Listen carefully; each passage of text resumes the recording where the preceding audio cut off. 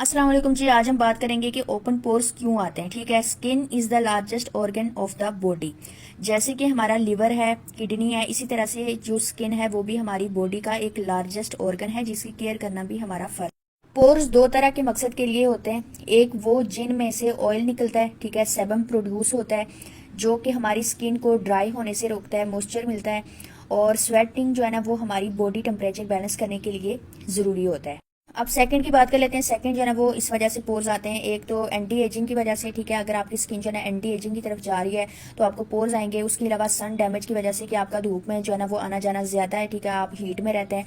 उसके बाद hair growth की वजह से कि जिस जगह से पोर्स ज्यादा हो रहे हैं वहां पे हेयर ग्रोथ भी हो रही है, ठीक है, वहां से बाल जो है ना वो निकलना शुरू हो जाते हैं, नुमाया हो जाते हैं।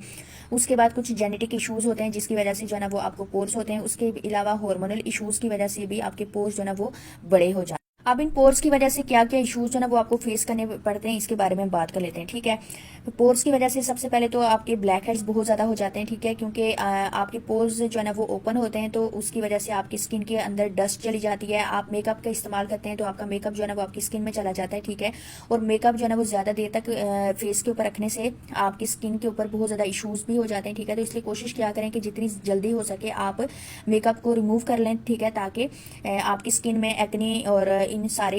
अच्छा, एक चीज आप हमेशा माइंड में रखें कि जो पोर्स होते हैं ना वो कभी भी बंद नहीं होते, क्लोज नहीं होते, लेकिन हमेशा जो है ना वो मिनिमाइज जरूर होते हैं, ठीक है, श्रिंक हो जाते हैं, मिनिमाइज होते हैं, लेकिन बंद कभी भी नहीं होते। अब यह है कि अपनी स्किन को हेल्दी रखने के लिए, नीट एंड क्लीन रखने के लिए, शाइनिंग के लिए, अपनी स्किन में ग्लो प्रोवाइड करने के लिए ये चीज़ ज़रूरी है कि आप अपनी जो डेली की रूटीन है उसमें आप फर्स्ट तो ये है कि आप फेस वॉश का इस्तेमाल करें, ठीक है। फेस वॉश है ना वो आपने 2 बार यूज़ करना होता है, मॉर्निंग और इवनिंग में, ठीक है। उसके बाद यह है कि सन ब्लॉक का इस्तेमाल लाजमी रखें। अगर आप सन ब्लॉक का इस्तेमाल नहीं कर रहे तो फिर आपकी स्किन जो है ना वो डैमेज होने से कोई भी नहीं रोक सकता, ठीक है। एक सन ब्लॉक ही होता है जो आपकी स्किन को डैमेज होने से रोकता है, पोल्यूशन से, डस्ट से, ठीक है। थर्ड ये है कि अपनी स्किन की जो रूटीन है उसमें आप स्क्रबिंग का इस्तेमाल लाजमी करें। एक्सफोलिएशन बहुत ज़्यादा ज़रूरी होती है, ठीक है। स्क्रबिंग जो है ना वो आपने वीक में 1 बार करनी होती है, ठीक है। तो उसके बाद चौथा स्टेप ये है कि आपने क्ले मास्क का इस्तेमाल करना है, ठीक है। स्क्रबिंग और क्ले मास्क का जो डे एंड टाइम है वो आप अलग अलग रखें, ठीक है, ताकि एक ही टाइम में यूज़ ना करें, क्योंकि अगर आप एक ही टाइम में क्ले मास्क और स्क्रब को यूज़ करेंगे तो आपकी स्किन जो है ना वो ड्राई हो जाएगी, ठीक है। उसके अलावा पांचवा स्टेप जो है ना वो ये होता है कि आपने अपनी स्किन को मॉइस्चर रखना होता है, ठीक है। मॉइस्चराइजिंग की भी आपकी स्किन को बहुत ज़्यादा ज़रूरत होती है, चाहे आपकी स्किन ड्राई है, नॉर्मल है, ऑयली है, कम्बिनेशन है या सेंसिटिव है, ठीक है।